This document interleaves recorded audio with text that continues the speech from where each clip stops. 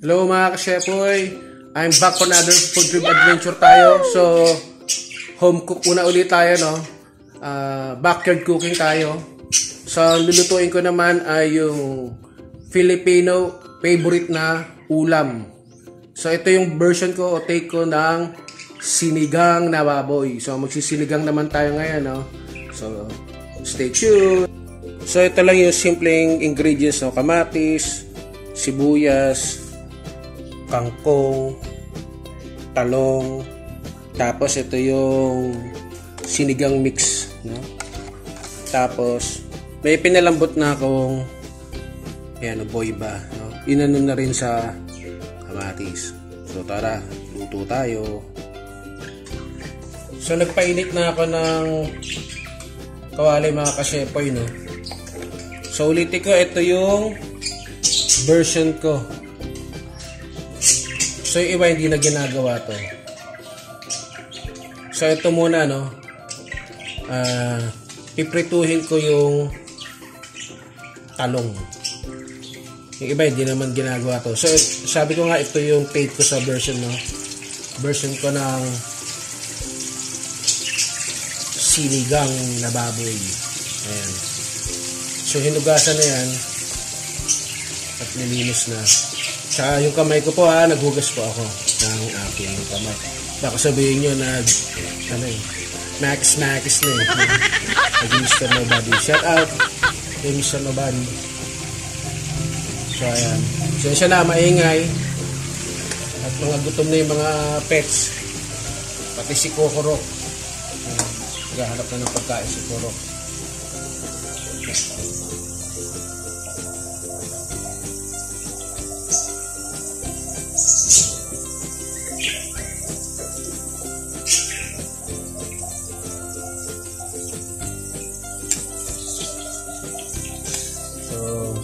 Lipat-lipat lang natin, ano. Ayan.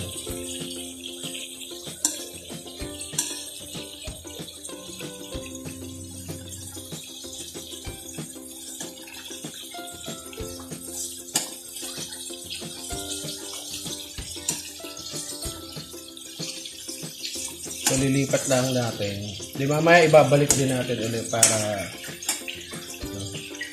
umano yung lasa.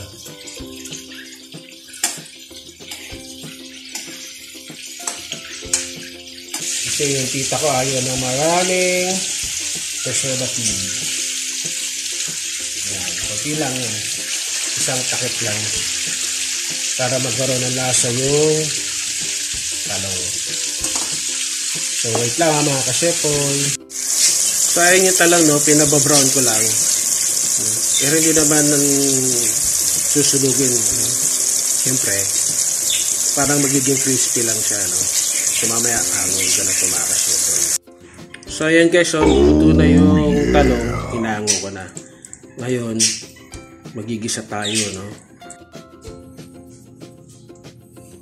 Okay mga ka-shepoy, so gigisahin muna natin tong sibuyas.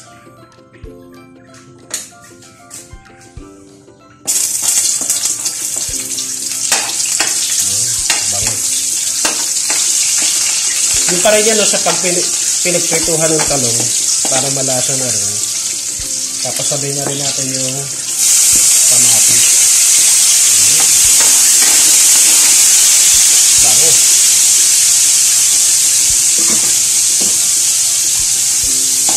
Ang naka-invento lang ng no, yung sinasabi ko dati, device para maamoy ng mga nanonood yung video ng vlogger na tungkol sa pagkain. So, lagyan natin ng bawang.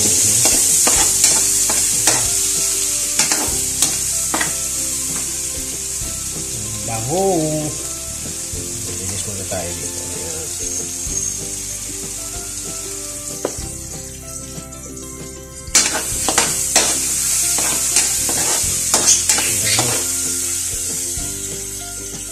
So, lalagyan lang natin ng konti lang na ping. Tita, konti lang. Ito sa takip.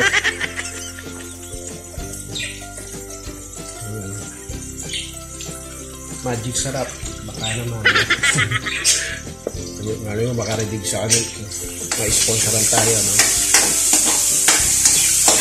Ang ganda.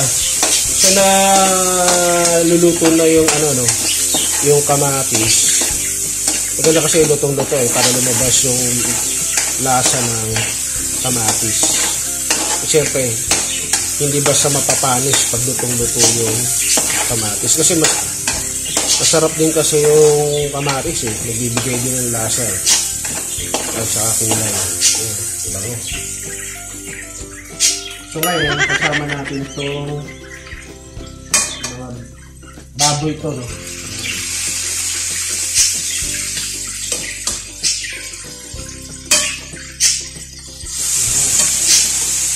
So itong pinagkuluan na to, malinis, no? Ito na rin yung sasabaw natin.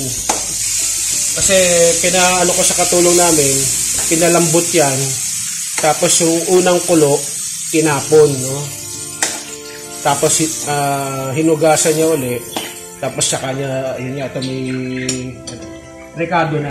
Pero walang lasa. No? Wala nga siya nilagay na asin. Kumbaga, kamatis lang. Pinakuloan sa kamatis.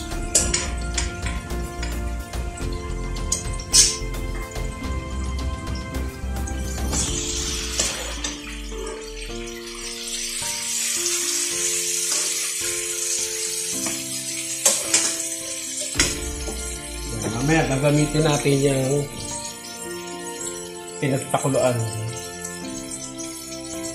So, anuhan natin ng paminta. Ting.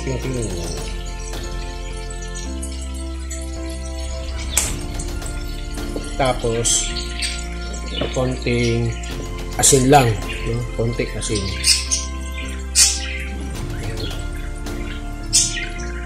Tama na yan. Kasi yung yung premix ng yung sampalok, no? Yung ginagamit na pangsigang na ready to use o ready to cook. Maalat na kasi yan eh. Kaya hinahinay lang sa paggamit ng mga pampalasa, lalo na yung mga patis, asin, bechin, etc. No? So haluin natin. So ito yung take ko, no? Guys, ayan. Pero kasi, as is lang yung parang pakulo lang. Hindi naman ginigisa. So, ito yung version ko. Ayan, ang bango. Para maiba naman. Hindi palagi yung parang pakulo lang. Tapos, yun na. Okay na. Ayan, bango, diba? Saka ito, malambot na yan. Ginisa ko lang para may lasa at lumabas yung pinaka-essence ng ng baboy.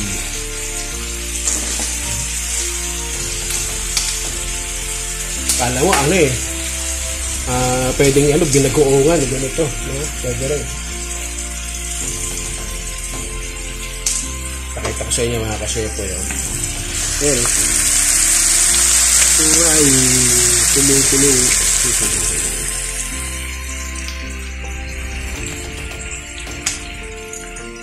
So, wait lang So, ayan na guys, no? Nilagay ko sa malakas na apoy. Ayan, ninahalo ko.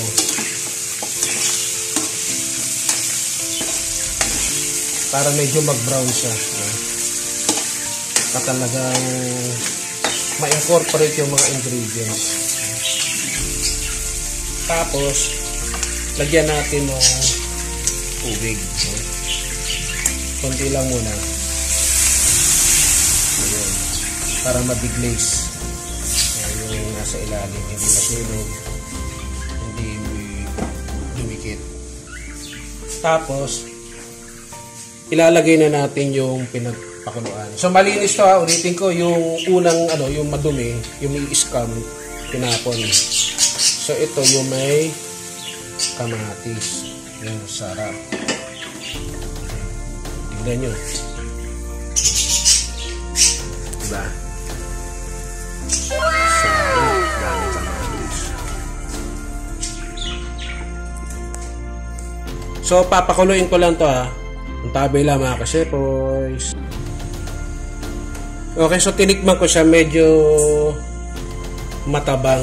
So, lalagyan ko lang uli ng patis. So, kukontrolin nyo, dapat titikman nyo para hindi matabang at hindi rin naman maalat. Yan. Isang takip lang. Yan. Isa pa, konti lang. Konti lang. Ting! Okay na yan. So, ganda yung may lasa. Huwag lang maalat. Okay naman. Mahirap kasi pag kayong maalat. Ito sakto lang, no? Papasimmerin lang natin yan. Pagkulo niyan.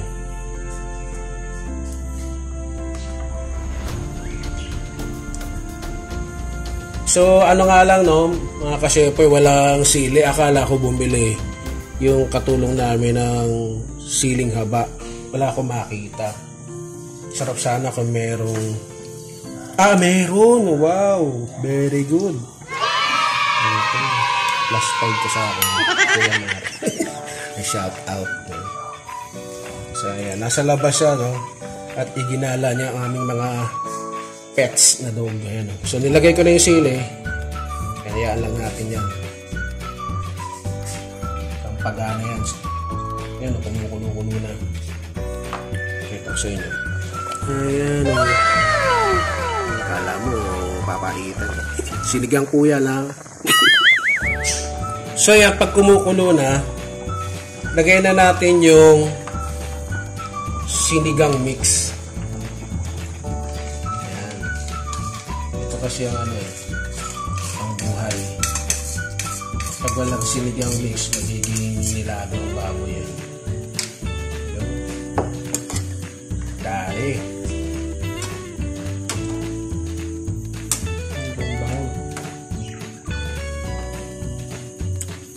sayang, kung maaamoy nyo mga ka-shepoy, promise. Kahit ako na nagluluto nandito natatakal na ako sa sarili kong luto. Okay, paminta ha. Lagyan natin ulit paminta. Yan, sakto lang.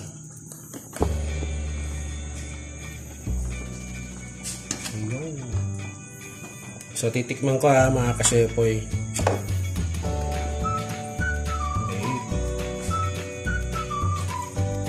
Okay. Sarap. Sakto gid. Sakto. Halo.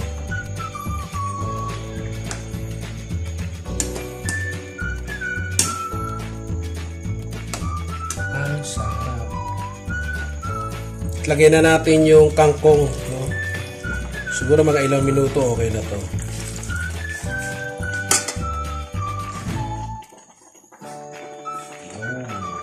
Sarap. Tapos ko lang. Okay.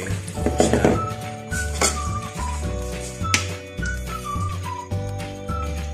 So masarap to kasi kakaiba itong version nito. Pakita ko ulit sa inyo mga ka-shepoy yung wow.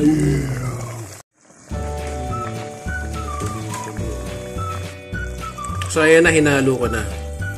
So ilang minuto na lang, mamaya kakain na tayo. So ayan na mga ka-shepoy, plating na tayo. Wow.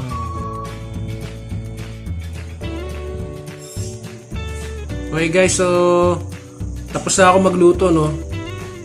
At ngayon kakain na tayo. Pero bago tayo magdasal at magpasalamat sa Panginoon at kumain, isang silip ulit sa sarap, no? Yun, no? Silip. Okay, dasal muna tayo mga ka-shepoy. No? Kaya sensya na para kung hinangin sa loob ng bahay. God, maraming salamat po sa biyayang ito. Nawa pagpalain mo sa pangalan ng Jesus.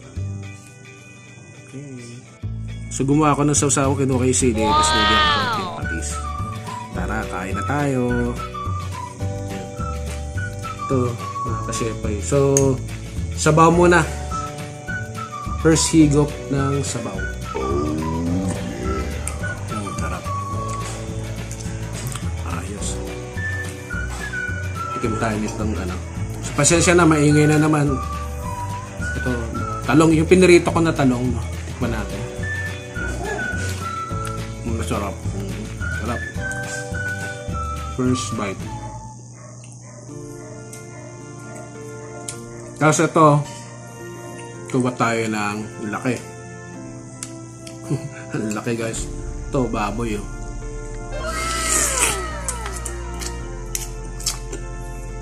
Masarap niya guys. Alam mo yung dasa, hindi lang basta pinakuluan, iba talaga pag ginisa. Mas masarap. Mas madaming bawang, may sibuyas, ang daming kamatis. Kaya tayo, kung may pagkain kayo, sabayin nyo ako. Tapos kuha tayo ng sili na may patis. Panalo. Sana all. Ang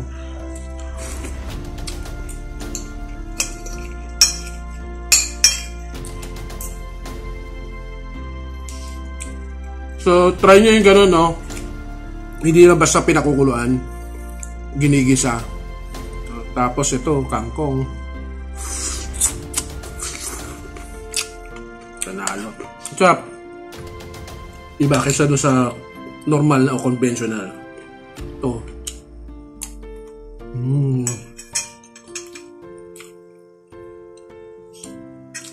Panalo. Tapos, sabaw. Try nyo to. Simple recipe ulit. Ng version ko ng sinigang. So bago ko tubusin ito mga kasepoy, please, sa mga hindi pa nagsasubscribe, please subscribe, like, comment, share, at sa mga magsasubscribe, no, please paki-hit po ang notification bell. Ilagay nyo po sa all para lagi kayong updated pag meron akong bagong video sa YouTube channel ko. So, dyan muna kayo ha. Paalam! Bye-bye! Yeah.